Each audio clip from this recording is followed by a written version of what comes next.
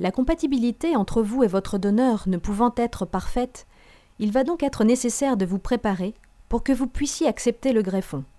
C'est ce qu'on appelle le conditionnement.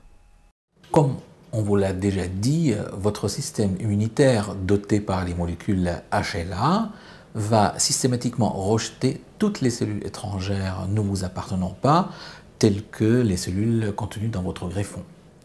Afin d'éviter le rejet du greffon, vous allez recevoir un traitement qu'on appelle un conditionnement. Le but de ce conditionnement est double. D'une part, de permettre à votre organisme d'accepter le greffon par un effet anti-rejet, et d'autre part, de lutter contre d'éventuelles cellules malades qui seraient restées dans votre moelle. Le conditionnement à la greffe est en fait la première partie de la réalisation de la greffe. C'est un moment extrêmement important qui précède la réinjection des cellules.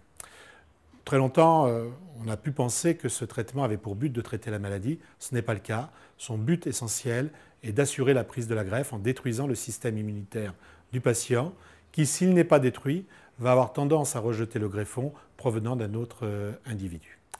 Alors, comment détruire ce système immunitaire? Pendant très longtemps, on a utilisé finalement les ressources que nous avions et qui étaient, pour que ce soit efficace, la forte dose de radiothérapie ou de chimiothérapie, qui en elle-même, ce fort traitement, qui en lui-même avait une toxicité importante dans l'histoire seconde de la greffe.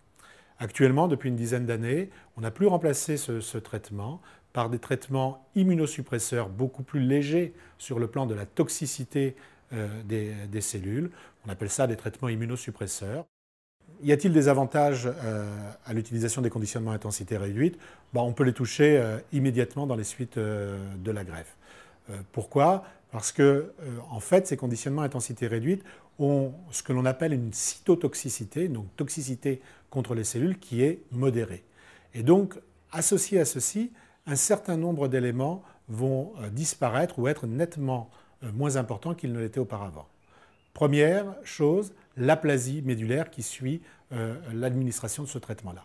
Elle est en général modérée, de plus faible durée et de moins grande intensité. Et elle peut être totalement absente. Il est possible à l'heure actuelle, dans certaines circonstances, de réaliser des greffes sans aucune transfusion de plaquettes ou de globules rouges. Donc c'est un changement extrêmement important.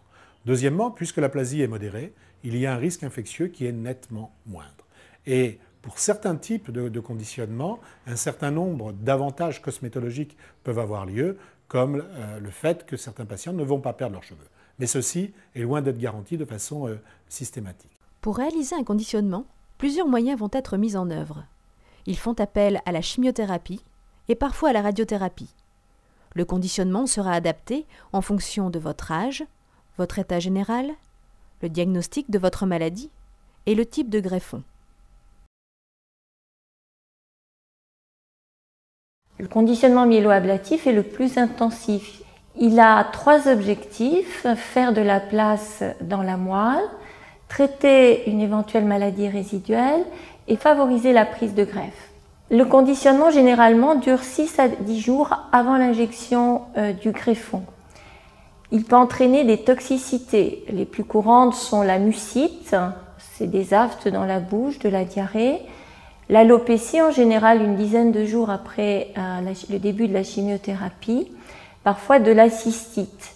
Des traitements préventifs vont être mis en place pour limiter au maximum ces effets secondaires et vous aurez une hyperhydratation, des antinausées très puissants qui vont les limiter. Dans le cadre des greffes non myéloablatives, c'est ce qu'on appelle d'ailleurs, vous avez dû en entendre parler, des greffes à conditionnement atténué ou à intensité réduite. On appelle ça aussi, peut-être vous l'avez entendu, mini-greffes, mais j'aime pas du tout ce terme parce que ça n'a rien de mini, hein, c'est des véritables greffes. Alors, du fait des faibles doses qu'on utilise, les effets secondaires que vous aurez seront vraisemblablement nettement inférieurs à ce que ce serait le cas dans le cadre d'un conditionnement classique myéloablatif. Donc, comme effet secondaire, on a peu de nausées, peu de vomissements et globalement, à court terme, dans les premiers temps de la greffe, ces effets secondaires sont nettement inférieurs à ce que l'on peut imaginer avec des greffes classiques. Le but essentiel d'un conditionnement à l'allogreffe est de vous faire éviter de rejeter le greffon. Il y a plusieurs types de conditionnement, mais les médecins qui s'occupent de vous pensent qu'un conditionnement de type intermédiaire ou séquentiel serait une meilleure option pour y parvenir.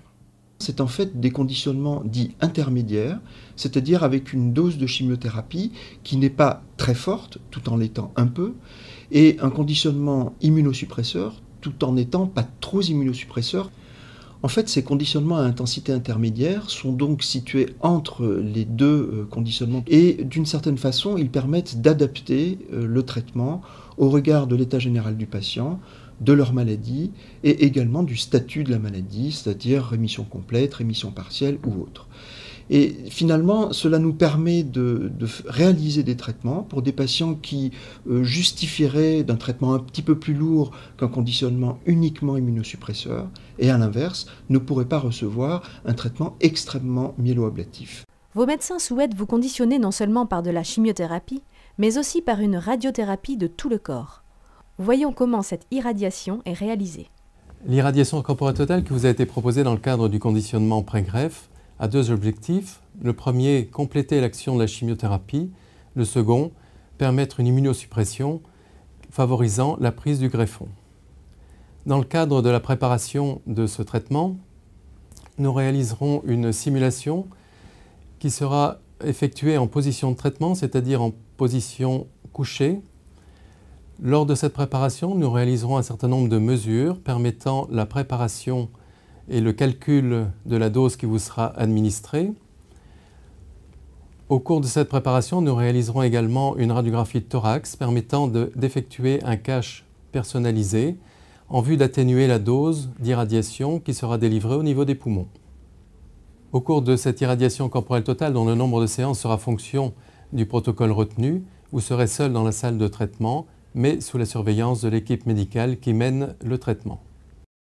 Au cours de cette irradiation corporelle totale peuvent survenir des effets secondaires à type de nausées ou de vomissements pour lesquels vous bénéficierez d'un traitement médical adapté permettant d'atténuer très fortement ces symptômes. En plus de la chimiothérapie et de la radiothérapie, l'administration d'un sérum antilymphocytaire est indiquée dans certains cas. Voyons de quoi il s'agit. Le sérum antilymphocytaire est un médicament qui appartient à la famille des immunosuppresseurs. Son objectif est d'interférer avec les fonctions de certaines cellules de votre système immunitaire, mais également avec des cellules du greffon que l'on va vous injecter. Je vais aborder avec vous les effets secondaires qui peuvent survenir à la perfusion du sérum antilymphocytaire. Nous allons utiliser ce médicament pendant le conditionnement à la greffe, et ce médicament, le sérum antilymphocytaire, peut provoquer des effets secondaires de type allergique, avec de la fièvre, des frissons et des rougeurs.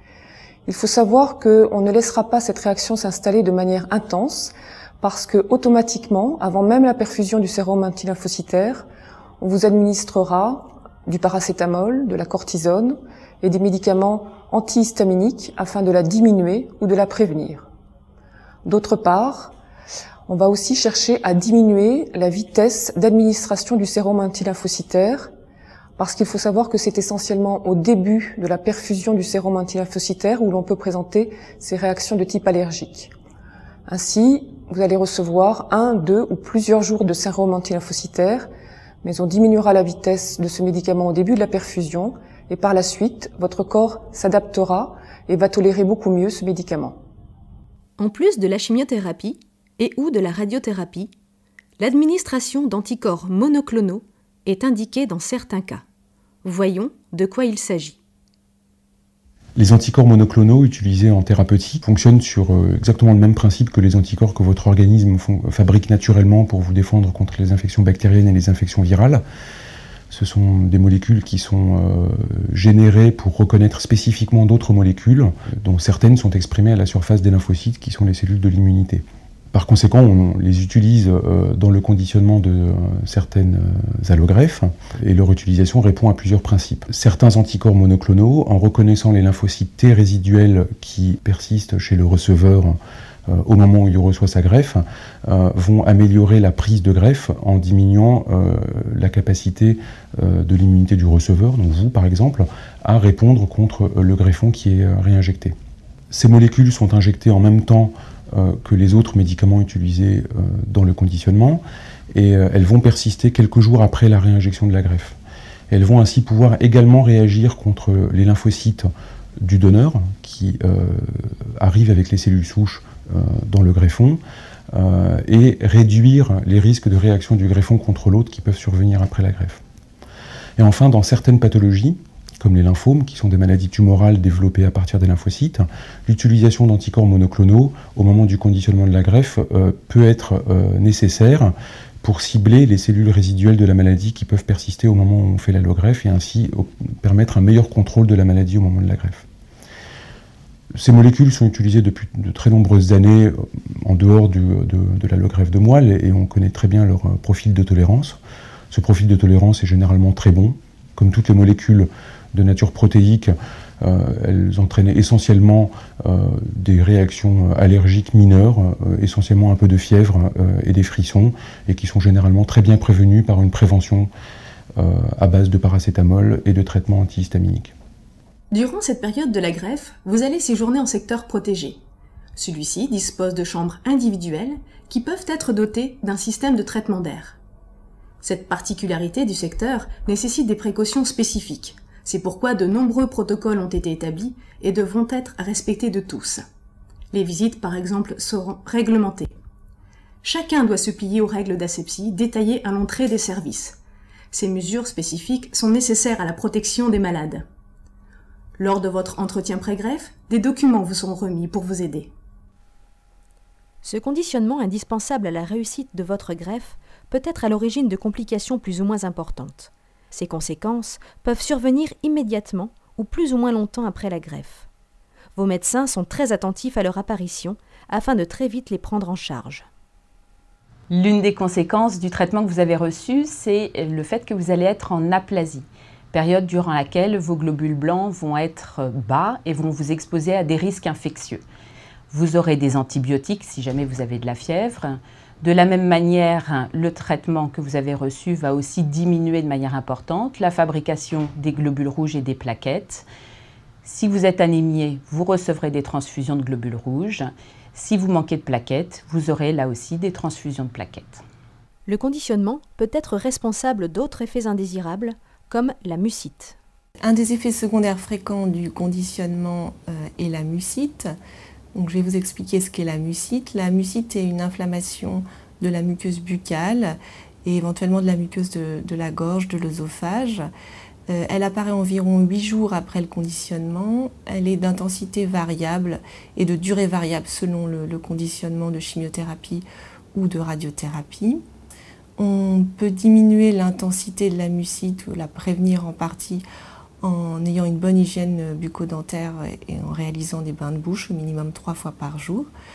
On utilise fréquemment des antalgiques et notamment de la morphine pour pallier à la douleur.